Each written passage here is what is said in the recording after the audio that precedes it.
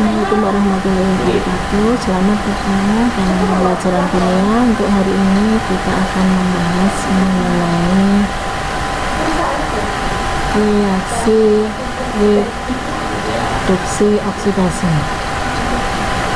Materi yang akan kita pelajari yaitu reaksi redox, kemudian bilangan oksidasi, dan tata nama senyawa sederhana.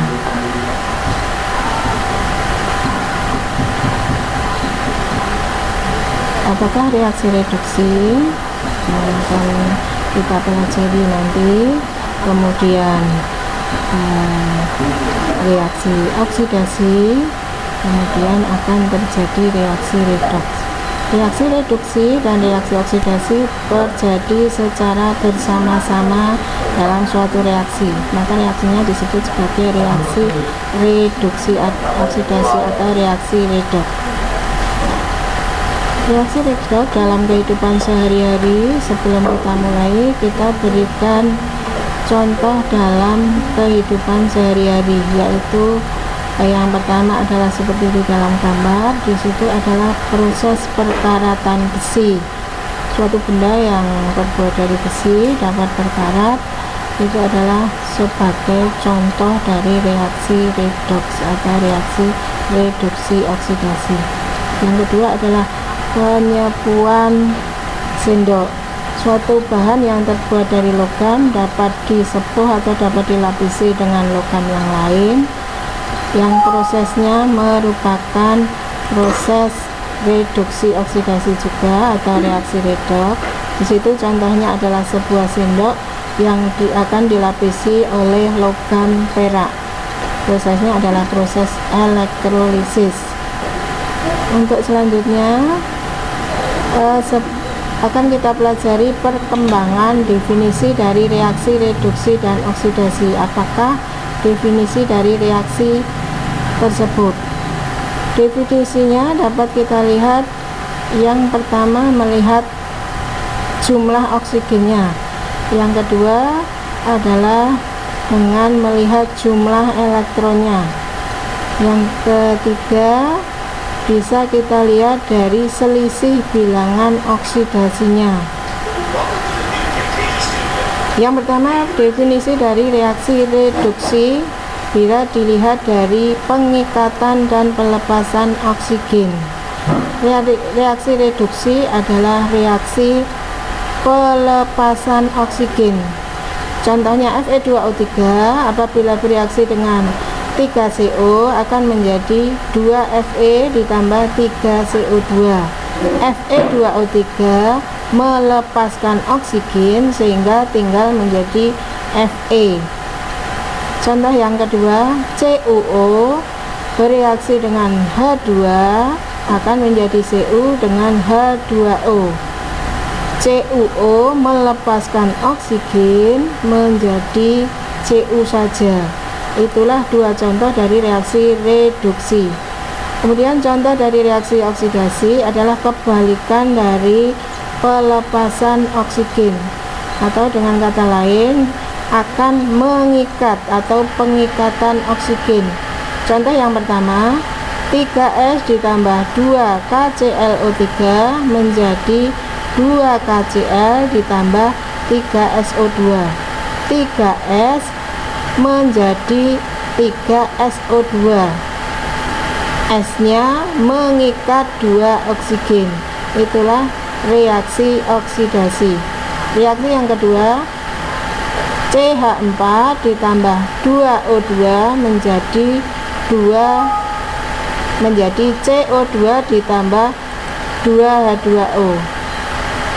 C dalam CH4 mengikat 2 oksigen menjadi CO2. Itulah yang disebut reaksi oksidasi dan reduksi dengan dua contoh masing-masing. Untuk selanjutnya, definisi apabila berdasarkan jumlah elektronnya. Reaksi reduksi adalah reaksi pelepasan elektron atau penyerapan elektron. Contohnya S atau unsur belerang menerima 2 elektron atau menyerap 2 elektron menjadi S2 negatif, sehingga S muatannya 0 akan mengikat 2 elektron. Karena elektron bermuatan 1 negatif, jumlahnya 2, maka akan menjadi S2 negatif. Cu2 positif mengikat 2 elektron menjadi Cu, yang mula-mula Cu2 positif karena mengikat 2 negatif, jumlahnya menjadi 0 atau tidak bermuatan, sehingga akan menjadi Cu saja. Contoh yang kedua atau definisi yang kedua yaitu reaksi oksidasi pelepasan elektron. Contohnya kalsium atau Ca melepaskan 2 elektron menjadi Ca2 positif. Na akan melepaskan 1 elektron menjadi Na positif. Definisi yang ketiga adalah berdasarkan bilangan oksidasinya. Jumlah dari bilangan oksidasi dapat dihitung nanti. Reaksi reduksi adalah reaksi penurunan bilangan oksidasinya. Reaksi oksidasi adalah reaksi pertambahan bilangan oksidasi. Untuk menghitungnya, berarti nanti kita harus mempelajari dulu aturan cara menghitung bilangan oksidasi. Apakah yang dimaksud bilangan oksidasi? Adalah bilangan yang menyatakan muatan yang diemban oleh suatu atom dalam senyawa. Aturan penentuan bilangan oksidasi. Yang pertama, bilangan oksidasi unsur bebas adalah 0. Unsur bebas adalah unsur yang tidak terikat oleh unsur yang lain. Contohnya di situ adalah Fe, bilangan oksidasinya 0 karena Fe tidak terikat oleh atom yang lain atau bebas. Yang kedua H2, bilangan oksidasi H adalah 0 karena H2 adalah berdiri sendiri atau unsur bebas. S8, bilangan oksidasi S juga 0. Aturan yang kedua, bilangan oksidasi suatu unsur dalam ion tunggal sama dengan muatannya akan tertulis di atas dari lambang unsurnya. Kalau unsurnya adalah golongan 1A, yaitu Li atau Na atau K, Rb atau Cs, nanti muatannya adalah +1. Bilangan oksidasi golongan 2A yaitu Be, Mg, Ca, Sr atau Ba, bilangan oksidasinya adalah +2. Yang selanjutnya adalah golongan transisi, ada yang +2, ada yang +3, +1 atau +2, ada juga yang +1 atau +3. Aturan yang selanjutnya yaitu bilangan oksidasi atom logam yang berwujud logam selalu positif. Di situ sebagai contoh adalah Fe adalah suatu logam, bilangan oksidasinya +2. Bilangan oksidasi dari Na adalah +1. Aturan yang selanjutnya untuk penentuan bilangan oksidasi, bilangan oksidasi hidrogen dalam senyawa adalah +1 kecuali dalam bentuk hidrida. Bilangan oksidasi H bisa bernilai -1. Hidrida adalah senyawa yang terbentuk dari hidrogen dan berikatan logam. Bilangan oksidasi H dalam HCl adalah +1. Contohnya, aturan yang selanjutnya adalah bilangan oksidasi O atau oksigen dalam senyawa adalah -2 kecuali dalam peroksida atau H2O2.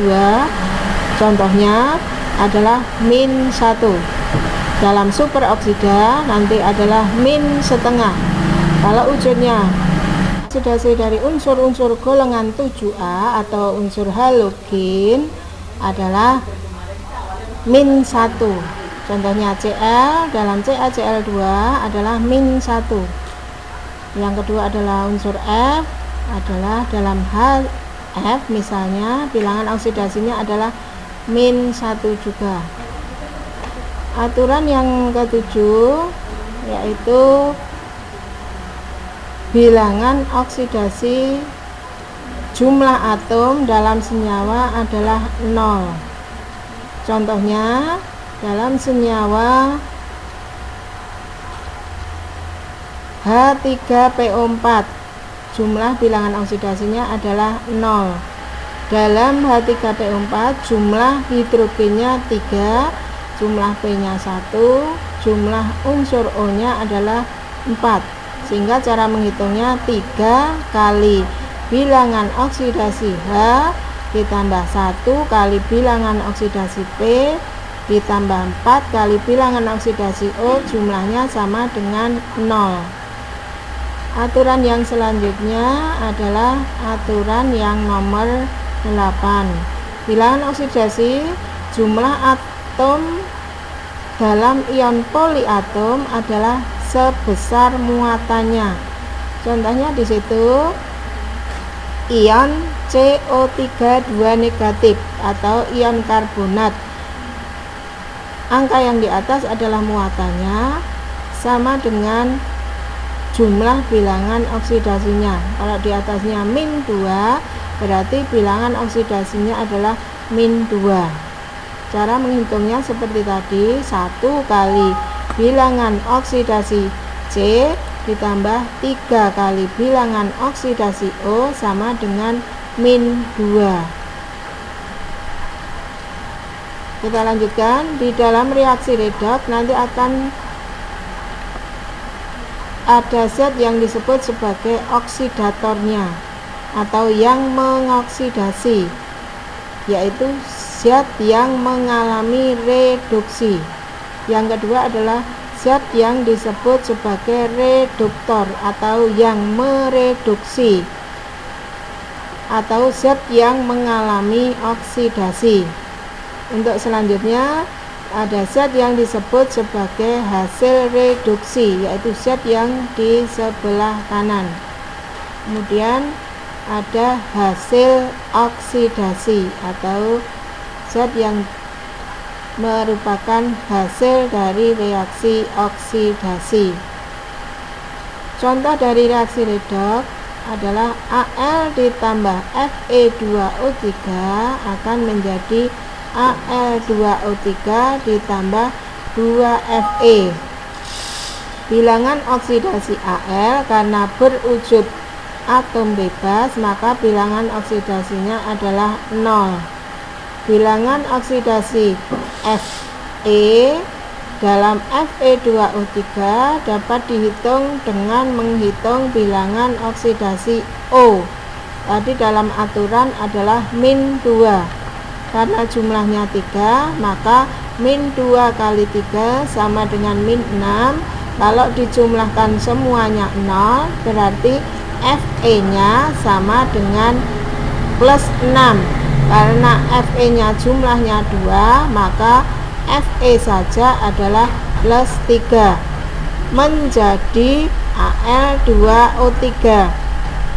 Seperti aturan tadi, bilangan oksidasi O adalah -2. Karena jumlahnya 3, maka -2 kali 3. Supaya jumlahnya menjadi 0, maka Al2 sama dengan +6. Al-nya saja +6 dibagi 2 sama dengan +3. Bilangan oksidasi dalam Fe adalah unsur bebas, sehingga bilangan oksidasinya sama dengan 0.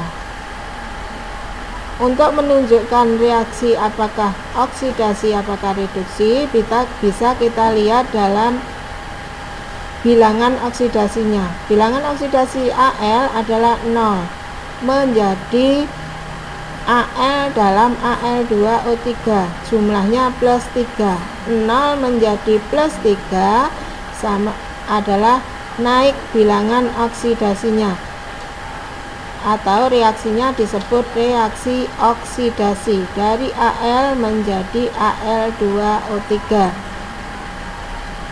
Kalau reaksi dari Fe2O3 menjadi Fe adalah reaksi reduksi, karena bilangan oksidasinya turun dari plus 3 menjadi 0. Bilangan oksidasi Fe plus 3 menjadi 0 adalah turun, maka reaksinya disebut sebagai reaksi reduksi. Reaksi yang berlangsung bersama-sama dalam satu reaksi inilah yang disebut reaksi reduksi oksidasi atau reaksi redoks. Dalam contoh tersebut, yang melakukan sebagai reduktor adalah Al, karena Al mereduksi Fe2O3 menjadi Fe. Yang berlaku sebagai oksidator adalah Fe2O3 karena mengoksidasi Al menjadi Al2O3. Hasil oksidasinya adalah Al2O3. Hasil reduksinya adalah Fe. Baik, demikian pada pertemuan kali ini kita sudah membahas mengenai reaksi redoks. Silakan dipelajari baik-baik di rumah. Silakan mengikuti PJJ atau pembelajaran daring dengan baik. Tetap semangat, jaga kesehatan. Semoga sukses untuk masa depan. Sekian, wassalamualaikum warahmatullahi wabarakatuh.